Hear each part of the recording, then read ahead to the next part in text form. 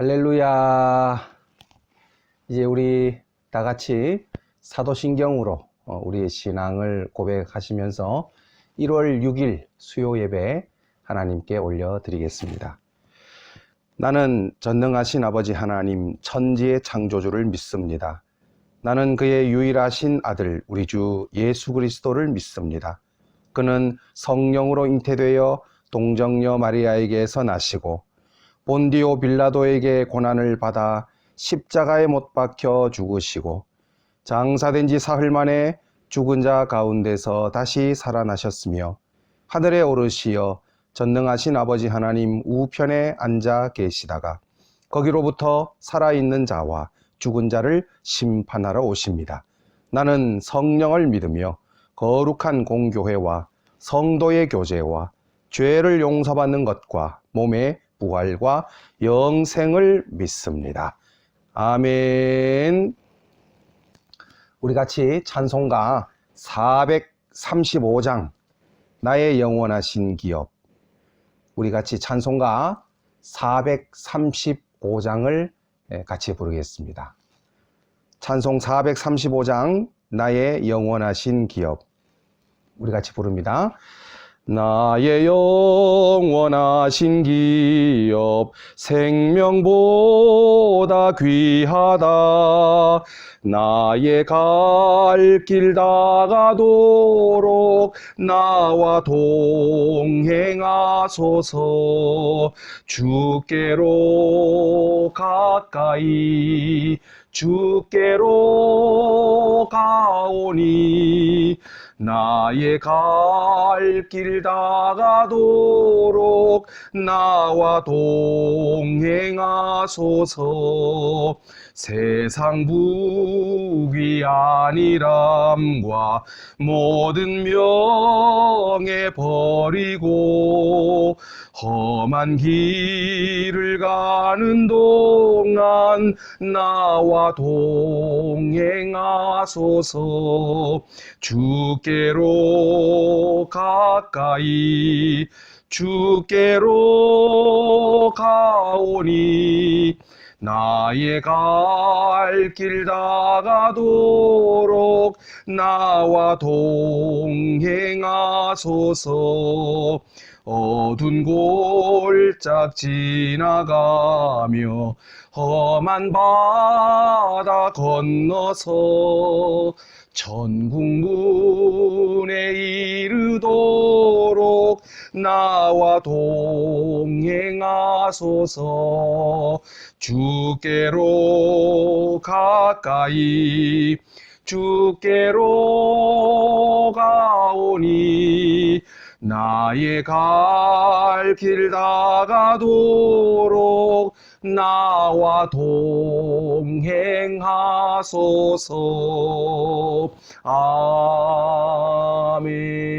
아멘. 오늘 함께 나눌 하나님의 말씀은 신약 성경 베드로 후서 말씀입니다. 베드로 후서 제3장 9절 한 절 말씀만 읽겠습니다. 신약 성경 우리 다 같이 찾겠습니다. 신약 387쪽에 있습니다. 신약 387쪽 베드로 후서 제3장 9절 우리 같이 성경을 찾기를 원합니다. 베드로 후서 3장 9절. 예. 베드로 후서가 의외로 뒤에 있죠. 예. 베드로 후서 다음은 바로 이제 요한 1서, 그 다음에 바로 이제 계시록까지 갑니다. 자, 우리 베드로 후서 3장 9절 말씀을 같이 한 목소리로 읽습니다. 시작. 주의 약속은 어떤 이들이 더디다고 생각하는 것 같이 더딘 것이 아니라 오직 주께서는 너희를 대하여 오래 참으사 아무도 멸망하지 아니하고 다 회개하기에 이르기를 원하시느니라. 아멘. 하나님의 말씀입니다. 예, 우리 잠시 기도드리겠습니다. 고마우신 하나님 아버지, 오늘도 3일 또 이 귀한 기도의 시간, 예배의 시간을 우리에게 허락하시고 또 주님 앞에 우리의 마음의 무릎을 꿇고 모였습니다. 예배를 드립니다. 주님 기쁘게 받으시고 우리에게 필요한 하늘의 은혜를 허락하여 주옵소서. 지금은 여러 가지 어려운 상황 속에서 우리에게 소망이 필요합니다. 또 위로가 필요합니다. 마음의 평강이 필요합니다. 또 육신의 또 회복함도 필요합니다. 주여 은혜를 내려주시고 새해가 시작이 되고 이제 벌써 또 6일이 지나가고 있지만은 아직 우리가 모이지를 못하고 있습니다. 하나님의 크신 뜻을 우리가 발견하고 우리가 그 마음을 잘 순종하고 받들어 드리며 하나님의 마음을 시원케 하는 성도로서 거듭나게 하옵소서. 오늘 우리가 함께 말씀을 나눌 때에 비록 대면하지는 못하지만 성령이 각자의 처소에 한 가지로 동행하시고 임재하셔서 우리 모두에게 은혜 내려주실 줄로 믿습니다. 흩어져 있는 우리 모든 성도님들 가정가정을 주께서 친히 신방하사 은혜 주실 줄 믿으며 예수님의 이름으로 감사 기도 드립니다. 아멘. 예, 우리 성도 여러분 반갑습니다. 이곳은 당회실에 제가 앉아서 늘 설교 준비하고 또 묵상하고 여러 가지 또 제 업무를 보고 있는 여기 서재실이라고 할 수 있겠죠. 예. 뒤에 뭐 책들이 보이네요. 다 읽었을까요? 예. 상상에 맡기겠습니다. 뭐 저 안에는 사전도 있는데 그걸 다 읽을 리가 없죠. 예. 그래도 책을 손에서 놓지 않으려고 나름대로는 노력을 하고 있습니다. 원래 지난 예배 때 광고를 오늘 수요일부터 예배를 드리겠다고 광고는 했지만은 예배를 녹화하는 그 시간쯤에 아마 정부에서 발표를 했었던 것 같습니다. 그래서 3일까지로 되는 그 방역 단계가 이제 3일 주일로 끝나는 줄 알고 그렇게 광고를 드렸는데 예배 이후에 정부에서 그대로 2주를 또 연장을 하겠다. 그리고 지난 월요일 오후 늦은 시간에 안동시청에서도 우리 각 교회 목회자들에게 정식으로 문자를 그대로 2주간 연장이 됐으니까 비대면의 원칙을 지켜달라고 또 당부에 또 문자가 제게 왔었습니다. 그래서 조금 완화되거나 달라질 내용이 하나도 없더라고요. 그래서 2주간 꼼짝없이 또 순종하는 마음으로 또 우리 교회는 지금까지 잘 해왔던 것처럼 선제적으로 대응을 한다. 그런 기조를 유지하면서 우리가 또 2주간 아쉽지만 또 연장이 되었습니다. 1월 17일까지죠. 17일까지 2주간 동안 비대면으로 예배를 드리면서 좀 제발 이제 확진자도 줄어들고 이 분위기가 좀 꺾이고 또 우리의 이 냉랭하고 또 이렇게 메마른 마음 또는 이 사회 환경 모두가 다시금 좀 점점점 조금씩이라도 제자리를 회복하고 찾았으면 좋겠다 하는 공통된 마음을 우리가 가지고 있습니다. 계속해서 기도해야 할 시기입니다. 우리 교회는 또 성탄 트리도 제가 다 이제 정리를 하고 새로운 신년주일 예배를 드릴 줄 알고 현수막도 달고 또 새로운 표도 부착을 하고 준비를 했었는데 아쉽지만 또 한 2주간 정도 있다가 여러분들도 보시고 또 새로운 마음으로 또 새로운 성전에서 함께 예배드릴 그날을 또 소망합니다. 보시면 우리의 어떤 목표가 전도로 회복하는 것입니다. 그래서 당분간은 이 전도와 관련된 그리고 회복과 관련된 메시지를 조금 여러분들과 나누고자 하는데 오늘 수요일은 회복에 앞서 뭐가 필요하느냐. 오늘 말씀에도 하나님께서는 아무도 멸망하지 아니하고 다 회개하기를 원하신다. 회개에 이르기를 원하신다. 결국은 회복이 우리의 목표이지만은 그 목표를 이루기 전에 반드시 건너뛰어서는 안 되는 작업이 있다면 바로 회개구나. 회개. 회개는 참 좋은 것이다. 나를 살리는 것이다. 하나님이 원하는 것이다. 회복에 이르는 중요한 지름길이 된다. 그런 마음을 갖고 우리가 회개에 늘 인색하지 말아야 되겠다 하는 마음을 갖는 것이죠.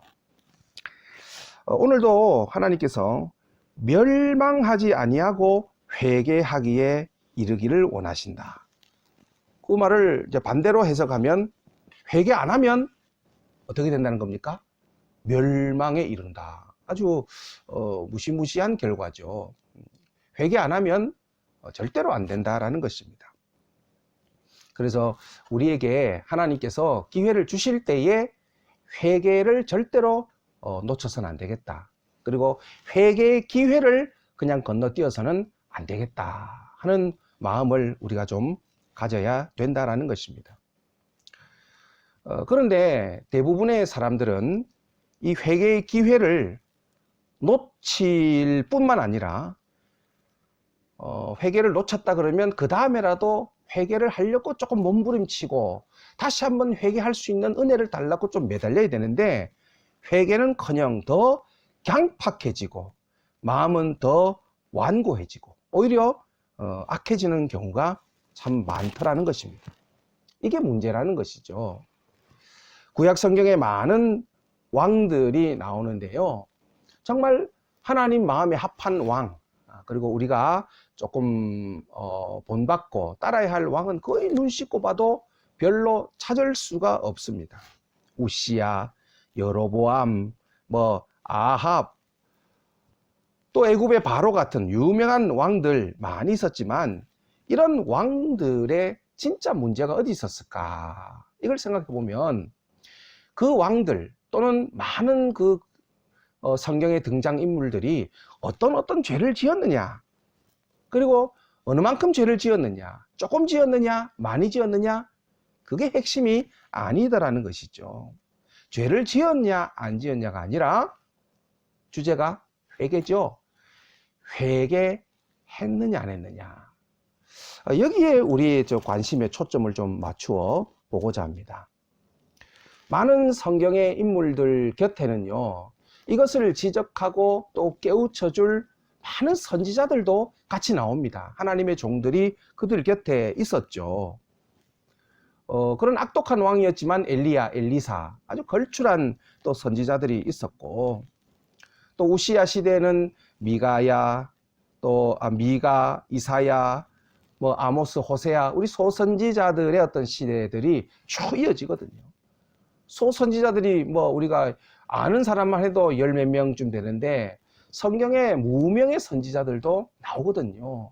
많은 선지자들이 사람들 곁에 있었고 호통도 치고요, 또 깨달음도 주었다라는 겁니다. 그 바로왕도 보세요. 그 모세가 얼마나 이야기를 하고 이러다가 재앙을 맞이한다, 설득을 했습니다. 하나님의 뜻에 따라야 된다. 우리는 출애굽을 해야 된다. 여러 가지로 말을 합니다.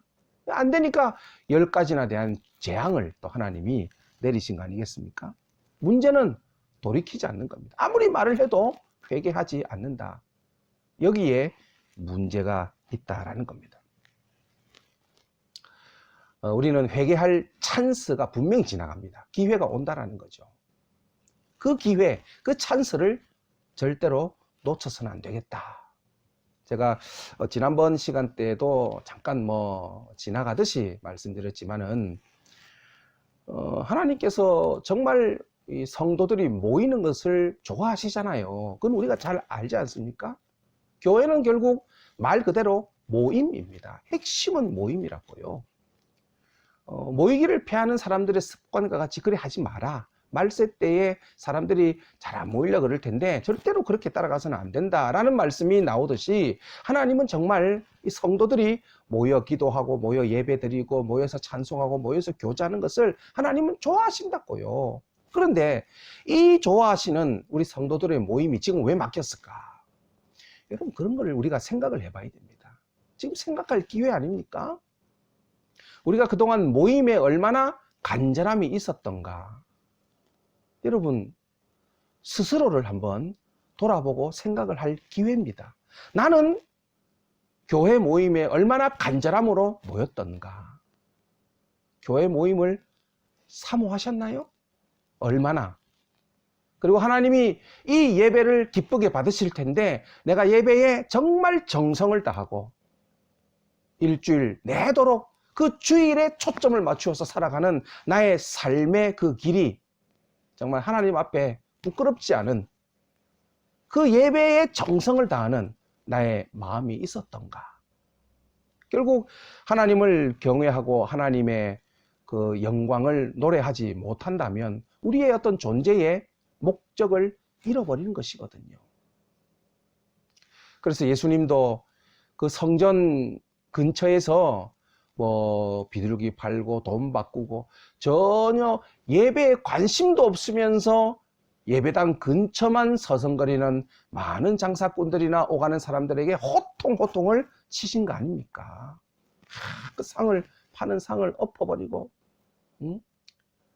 그 마음에 회칠한 무덤 같은, 하나도 예배에 정성도 없으면서 그저 거기 와서 돈 좀 바꿔가지고 예물을 드리는 둥 마는 둥, 갑자기 예물 준비도 안 하고 있다가 예배 시간 되니까 비둘기라도 좀 사야 안 되겠나 싶은 마음으로 돈 바꿔 비둘기 사가지고 그냥 형식적으로만, 그런 모습에 가차없이 예수님께서 화를 내시고 아주 혼을 내셨던 장면 우리가 기억합니다.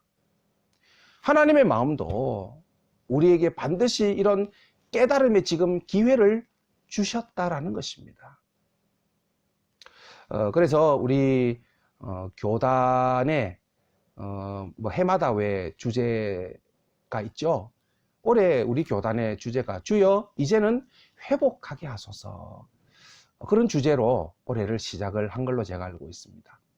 회복이라는 주제를 잡으셨다는 것은 대단히 참 잘하신 거 아니겠는가. 왜? 지금 이 코로나의 시대가 우리에게 이렇게 정말로 아픔과 안타까움을 주는 이유에 대해서 좀 이렇게 통렬하게 반성하고 마음 깊이 성찰하고 깨달으면서 내가 회개해야 될 부분이 무엇인지 내 스스로 내 마음 안으로 들어가야 할 때가 되었다. 지금 찬스가 왔다라는 겁니다. 그래서 우리가 이 회개 기회가 왔을 때 붙잡아야 되겠다. 많은 사람들은 이 기회를 놓쳐버리는 경우가 많지만 오늘 우리 함께 예배드리는 우리 성도님들은 우리에게 오는 귀한 은혜의 기회를 놓치는 일이 없기를 바랍니다. 할렐루야. 자, 오늘 하나님께서는 아무도 멸망하지 아니하고 회개하기에 이르기를 원하신다. 예. 이 말씀을 통해서 이 회개에 대한 새로운 결단을 할 수 있는 좋은 시간 되실 수 있기를 바랍니다. 자신의 어떤 죄 또는 환경 또 어려운 상황 바라보며 사람들은 보통 변명을 하죠. 핵심을 말하기를 싫어합니다. 이런저런 이유를 또 늘어놓죠. 그리고 말의 방향을 바꿔버리기도 하고. 문제는 내 죄인데 엉뚱한 주제를 계속 갖다 붙이고 다른 말을 섞는 것을 좋아하는 거죠. 변명입니다. 두 번째는요, 책임 전가의 모습을 보입니다. 내 잘못이 아니라는 겁니다. 내가 문제냐. 누가 뭘 했기 때문에, 또 저 사람이 무엇을 잘못했기 때문에, 이유는 바로 거기에 있다 하는 말을 하는 것을 너무 좋아하는 거죠. 언제부터 그랬을까요? 아담의 때로부터죠. 에덴 동산에서부터, 아담의 때로부터 우리 사람들은요, 책임 전가의 아주 능숙한 모습을 보여왔습니다. 저 사람이 저질러 놓은 일이다. 아담은 하와가 유혹을 했다. 또 하와는 뱀이 유혹을 했다. 손가락을 타인에게 겨누는 모습이 얼마나 많습니까? 또 사람들은요, 당연하다는 반응도 보입니다. 뭔가 나에게 지금 회개의 기회가 왔다라고 생각하지 않고, 그게 큰 문제냐? 내가 하는 행동에 큰 문제 없다. 왜? 다른 사람도 그렇게 하는데 지금 그렇게 안 살아가는 사람이 어디 있느냐? 어떡하냐? 할 수 없는 거 아니냐? 당연한 듯이 내 상황이 지금 그럴 수밖에 없지 않느냐? 이런 몇 가지 인간의 어떤 공통된 모습을 우리가 발견할 수 있죠. 변명, 책임 전가, 또 당연시 여기는, 그러니까 무감각한 것입니다. 그러나 우리 성도들은 이런 몇 가지 보통의 사람들이 보이는 이 태도를 절대로 보여서는 안 된다는 것이죠. 말씀드린 대로 성경의 많은 등장인물들의 문제가 바로 회개를 하지 않았다는 것입니다. 사울도 죄 짓죠. 여러분, 우리가 성군으로 여기고 정말로 닮고 싶어하는 사람 가운데 다윗이라는 인물도 죄를 짓습니다. 시드기야도 죄를 짓습니다. 문제는 회개를 하지 않는다. 회개하느냐 안 하느냐, 여기에 달려 있다는 겁니다.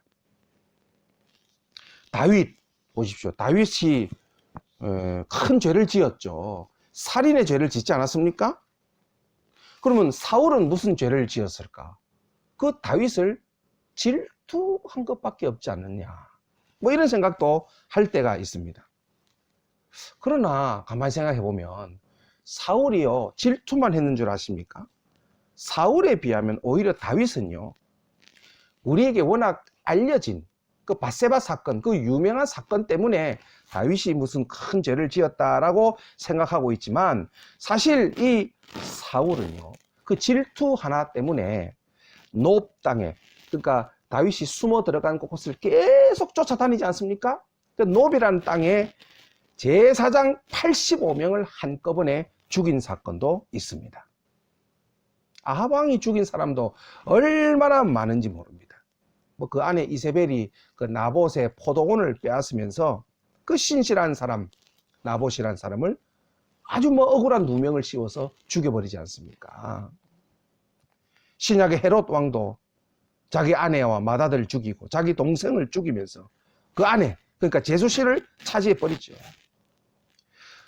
많은 사람들이 죄를 짓는데 다윗과의 어떤 결정적 차이가 더 이상 회개를 통하여 내가 마귀의 조종을 이제는 받지 않겠다 선언하는 것입니다. 내가 아무리 부족하고 죄 많지만은 내게 다시 한번 기회를 주세요. 그 하나님의 은혜를 붙잡을 수 있는 찬스를 꼭 붙잡는 것입니다. 이게 다르다라는 것입니다. 다윗이 시편 51편에서 유명한 회개의 시를 쓰게 됩니다. 시편 51편에 이런 말씀이 있습니다. 하나님이여, 내 속에 정한 마음을 창조하시고 내 안에 정직한 영을 새롭게 하소서. 나를 주 앞에서 쫓아내지 마시며 주의 성령을 내게서 거두지 마소서.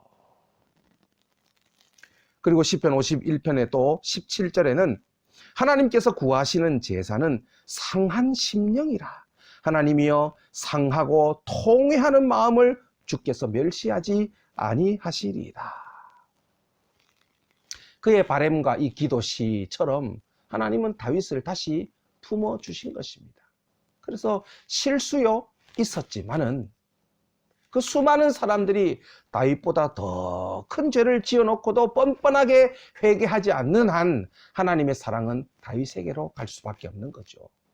오늘 우리도 회개가 이만큼 중요하며 역사의 좋은 인물로 하나님께서 칭찬하신 인물로 길이길이 남느냐 아니면 악인으로 죽고 마느냐. 똑같이 죄 많고 연약하고 보잘것없지만 단 하나, 회개하느냐 안 하느냐. 여기에 우리의 인생의 운명이 달린 것입니다. 자, 그렇다면 우리는 이제 무엇을 회개해야 될까요?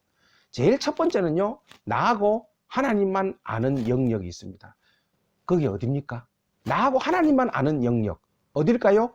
마음이죠, 마음. 우리 안입니다. 우리 마음은 그 누구도 알 수 없습니다. 부모라도 모릅니다. 부부라도 모릅니다. 내 아들이라도 모릅니다. 친구라도 모릅니다. 하나님만 내 안을 아시는 거죠. 그래서 우리의 회개는 첫 번째, 가장 중심, 내 마음의 회개가 첫 번째입니다. 두 번째는 역시 입술이죠. 말로써 회개. 사람의 어떤 그 입술의 말은 어디서 나올까요? 우리 안에서 나오는 거죠. 그렇지 않습니까? 내 마음에 있는 것이 입술로 드러나게 되는 것입니다. 그래서 내 마음에 회개를 하신 분은 반드시 하나님을 찬양하고 하나님께 감사하고 새로운 삶의 기회를 주신 하나님께 영광 돌리고자 찬송하는 사람으로 바뀌게 되는 것입니다. 누가복음 6장 45절에 이런 말씀이 있습니다. 선한 사람은 마음에 쌓은 선에서 선을 내고 악한 자는 그 쌓은 악에서 악을 내나니 이는 마음에 가득한 것을 입으로 말함이니라. 그렇습니다. 마음이 변화된 증거가 그 사람의 말이죠. 마음이 변화된 사람은 입술이 반드시 변화되는 것입니다. 자그마한 것도 감사함으로 받아들일 줄 아는 사람, 이 얼마나 회개의 은혜를 받은 사람인지 모릅니다. 우리의 감사의 제목을 가만히 생각해보고 찬송의 제목을 가만히 생각해보세요. 우리가 뭐 대단한 은혜를 받지 않았다 하더라도 회개의 은혜를 받은 사람, 하나님 앞에 다시 돌아가는 사람은 항상 그 입술을 통하여 하나님께 영광 돌리는 것입니다. 그래서 우리 성도들 간에 이렇게 신앙생활을 이렇게 하시면서 가만히 이렇게 말을 들어보면요, 참 은혜가 되는 분들이 있습니다. 뭐 그렇게 큰 일도 아닌데 아이고 참 이런 일이 참 은혜다, 은혜. 늘 그 은혜를 입에 달고 계신 분들이 있습니다. 그분들의 공통된 특징은요, 회개의 주인공인 것이죠. 여러분, 우리도 입술의 변화를 누리시기를 주의 이름으로 축복합니다. 하나만 더, 행동의 회개도 따라오게 되는 것입니다. 회개를 경험한 사람은 그런 입술에 우리의 귀를 통하여서도 은혜를 주지만 살아가는 삶의 모습을 통해서도 우리에게 은혜를 주는 것입니다. 회개하면 행동이 달라져야 합니다. 쉽지 않습니다. 우리가 얼마 전에 사도행전에 그 유명한 바나바와 바울, 복음의 동반자, 우리가 흔히 환상의 콤비라 그러잖아요. 서로 동력자, 협력자로서 바나바와 바울이 얼마나 많은 일들을 하면서 전도의 복음의 어떤 씨앗, 열매를 맺고 다니다가 그 마가, 요한이라고 하는 마가가 좀 부족하지만은 같이 데리고 가자 하는 바나바의 어떤 그 제안에 사도 바울이 가차없이 그냥 못 데려간다. 마가는 지난번에 한번 우리에게 실망을 안겨준 사람 아니냐?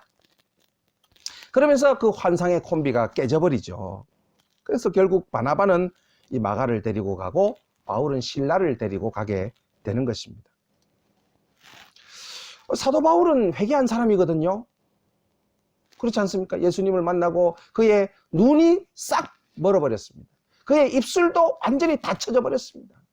얼마나 혹독한 그 회개의 과정을 하나님이 겪게 하시는지 사도 바울이 완전히 달라진 회개의 사람이 되었죠. 그런데 행동의 변화는 함께 따라오는 것이 참 힘들다 하는 것을 이 사도 바울의 모습을 통해서 볼 수가 있습니다.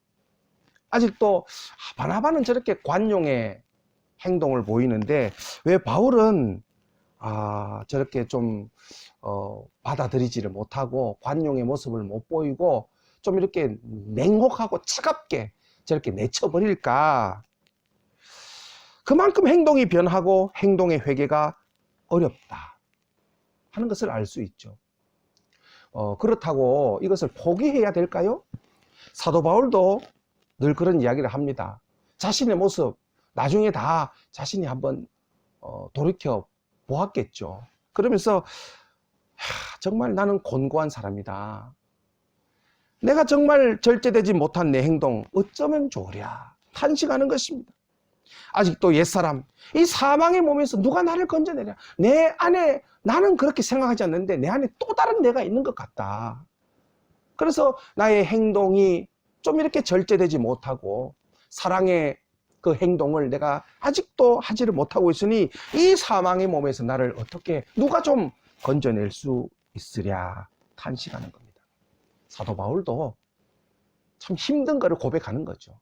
우리가 회개의 사람, 은혜 받은 사람이 되었지만 행동으로 곧바로 이어지느냐? 그건 참 어렵습니다. 그러나 포기할 수는 없다는 것입니다. 절대로 포기하지 않고 인내하고 경주하며 달려가야 됩니다. 하나님께서 나를 회개케 하셨으니 나를 반드시 변화시켜 주실 것이다. 그런 마음을 가지고 우리는 군사와 또 경기자와 또 농부의 심정으로 가만히 거기서 포기하고 머물러 계시지 말고 힘들지만은 최선을 다하여 끝까지 달려가야 되겠다. 이 회개가 얼마나 중요한지 하나님께서는 오늘 우리에게 이 말씀을 주셨습니다. 올 한 해 우리가 이 회복이라는 큰 주제를 가지고 달려가야 되는데 우선 내가 달라지고 내 안을 돌아보고 하나님께서 내게 이 기회를 주셨는데 절대로 놓치지 않으리라. 결단의 마음을 가지고 그리고 회개를 너무 심각하게 생각하지 마시고요.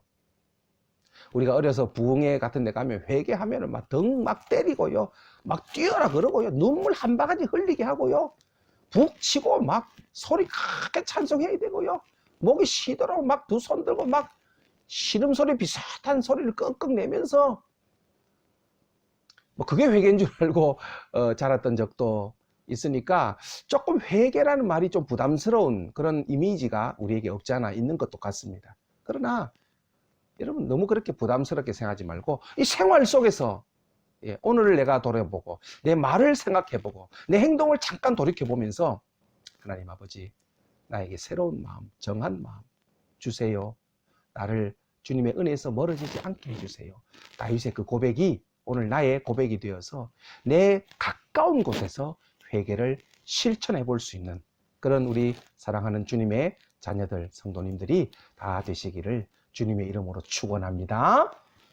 잠깐 기도하겠습니다. 하나님 아버지, 하나님께서는 우리를 대하여 오래 참으사 아무도 멸망하지 아니하고 다 회개에 이르기를 원하고 계신다. 하나님의 그 뜻을 우리가 잘 발견하기를 원합니다. 2021년 우리가 이 전도로 회복해야 되겠다. 실천으로 회복해야 되겠다. 우리의 열심으로 회복해야 되겠다 하는 주제를 가지고 달려가고자 합니다. 우선 회복 전에 우리의 마음에 회개가 넘쳐나게 하시고 새로운 마음으로 변화시켜 주옵소서. 오늘도 이렇게 화면으로 예배를 드리지만 우리에게 큰 은혜를 주실 줄로 믿고 우리 다음에 다시 만날 때까지 주의 성령께서 우리를 붙잡아 주옵소서. 감사드리옵고 예수님의 이름으로 간절히 기도드립니다. 아멘. 할렐루야. 예, 앞서 말씀드린 대로 우리 다시 만날 때까지 주의 성령께서 우리의 가정마다 친히 찾아가시고 위로하시고 은혜를 주실 줄로 믿습니다. 예, 왜 하나님께서 이런 시기를 우리에게 주셨을까? 잠잠히 생각하고 다시 한번 성찰하고 회개에 이르는 참 좋은 기회의 시간 되실 수 있기를 바랍니다. 할렐루야. 예, 또 남은 사흘 동안 승리하시고 또 주일 예배를 통하여 우리 함께 또 교제하고 또 예배를 통해서 만나 뵙기를 바랍니다. 감사합니다. 네, 우리 다 같이 주님 가르쳐 주신 기도로 예배를 마치겠습니다. 하늘에 계신 우리 아버지, 아버지의 이름을 거룩하게 하시며 아버지의 나라가 오게 하시며 아버지의 뜻이 하늘에서와 같이 땅에서도 이루어지게 하소서. 오늘 우리에게 일용할 양식을 주시고 우리가 우리에게 잘못한 사람을 용서하여 준 것 같이 우리 죄를 용서하여 주시고 우리를 시험에 빠지지 않게 하시고 악에서 구하소서. 나라와 권능과 영광이 영원히 아버지의 것입니다. 아멘. 감사합니다. 예배를 마쳤습니다. 강하고 담대하시기를 바랍니다. 감사합니다.